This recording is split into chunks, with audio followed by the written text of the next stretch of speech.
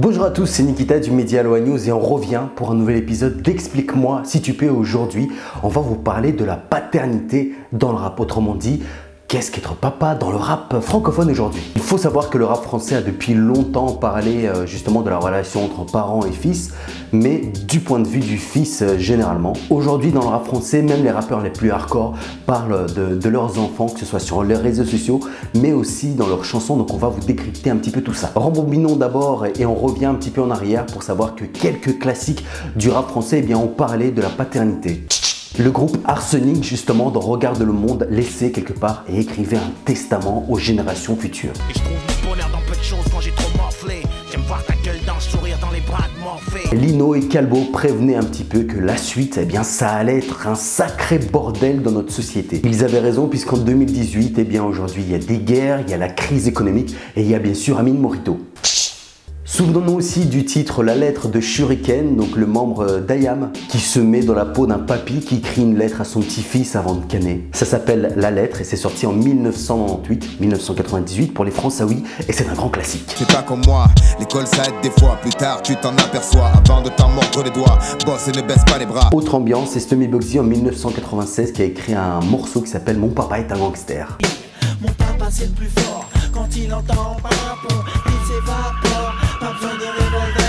Il y a bien sûr cet égo surdimensionné de Stommy Bugsy, mais aussi cette volonté de rendre fier son fils avant tout. Au-delà de ces exemples, il y a peu de gens qui ont parlé de leur gosse. Ça peut s'expliquer de différentes manières. Il y a deux explications. La première est que les rappeurs à l'époque étaient moyennement âgés et n'avaient pas forcément d'enfants. Rappelez-vous, Booba a eu ses premiers enfants très tardivement. Il y a aussi ce doigt qui est sorti de quelque part et a décomplexé un petit peu toutes les thématiques que pouvaient aborder les rappeurs. Comme quoi, être papa dans le rap, c'était pas mieux avant. On parlera des titres dédiés aux enfants qui sont sortis ces dernières années, mais avant, parlons des réseaux sociaux et de la présence des enfants des rappeurs sur les réseaux sociaux. Aujourd'hui, la majorité des rappeurs montrent leur vie sur les réseaux sociaux. La particularité d'Instagram est que, en montrant sa vie, justement, on fidélise un certain public et on lui donne le sentiment d'être proche d'eux. Et forcément, ceux qui sont pas pudiques, les enfants, eh bien, ça a ce côté très rassembleur et très émotif. Et c'est comme ça qu'en regardant les stories des rappeurs, on peut voir un Medine avec son fils, Booba avec sa petite fille Luna, et on voit bien sûr le terrifiant Caris donner le biberon à sa fille. On va voir si tu réagis à la musique comme les plantes réagissent à la musique.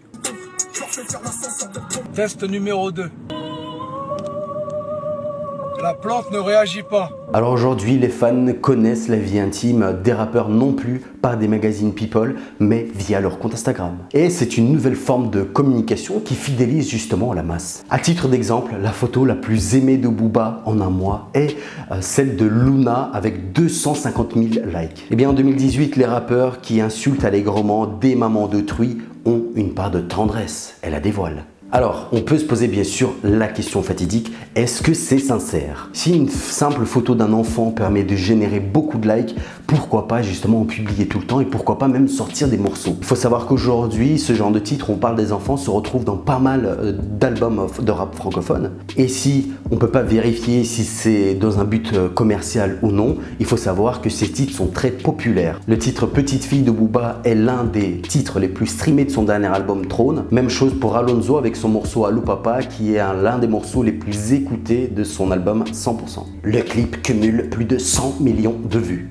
Ouais, j'étais jamais là, allô, ils disent tous que je suis riche car je suis ton fils, c'est sûr. Ce qu'on remarque, c'est que le rap devient de plus en plus éclectique dans la musicalité, mais aussi dans les thèmes abordés. Comme on le dit depuis quelques temps, les rumeurs le disent, eh bien le rap devient tout doucement la nouvelle pop francophone. Le débat, bien sûr, n'est pas de savoir si c'est cool ou c'est pas cool, ce genre de transformation, mais il faut remarquer que si on compare avec des artistes de variété française, eh bien il y a beaucoup d'artistes de variété française qui ont fait ce genre de morceaux. Bien sûr, je vous parle de Johnny Hallyday, de Jacques Brel, de Jean-Jacques Goldman, d'Alain Souchon et j'en passe. Et aujourd'hui, l'intimité des rappeurs mise sur la place publique n'est plus moquée justement et tout le monde en profite pour un petit peu dévoiler à juste titre leur intimité. Même les artistes les plus pudiques et les plus mystérieux comme Damso ou Vald ont déjà fait un titre parlant de leur fils, comme Damso avec Peur d'être père et Vald avec Deviens génial. Ce qui est marrant, c'est que si on analyse les chansons, il y a aussi cette volonté de réparer le passé. Il faut savoir que j'ai interviewé pas mal de rappeurs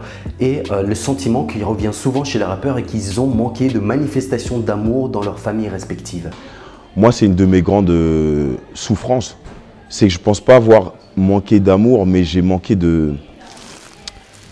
Je fais de la démonstration, on ne me l'a pas montré vraiment de la bonne manière et tout, tu vois. Et ils en sont conscients justement de cette absence et ils veulent plus reproduire la même absence et veulent être proches avec leurs enfants. Et c'est pour ça que parfois, ils manifestent leur amour avec un titre. D'autres, par contre, utilisent la chanson justement pour dire des choses qu'ils n'arrivent pas à dire en vrai.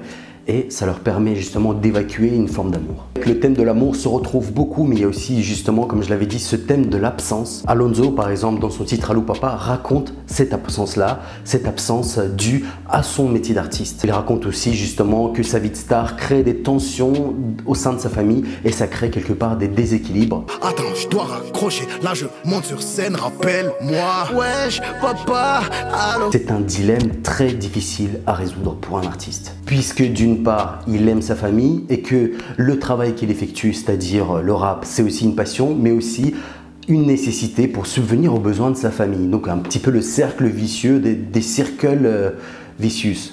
C'est du latin. En tout cas, une chose est sûre, aujourd'hui, les rappeurs manifestent de plus en plus leurs sentiments sont complexes devant le public. Et donc, plus que jamais, le mantra que la famille est d'actualité. Merci beaucoup mes petits galopins d'avoir suivi ce nouvel épisode d'Explique-moi si tu peux. On se retrouve très bientôt. N'hésitez pas à vous abonner, à commenter et me dire qu'est-ce que vous en pensez de cette thématique là. Et surtout, n'hésitez pas à écrire les thématiques que vous voulez que je traite. Je le ferai avec plaisir. Hasta luego.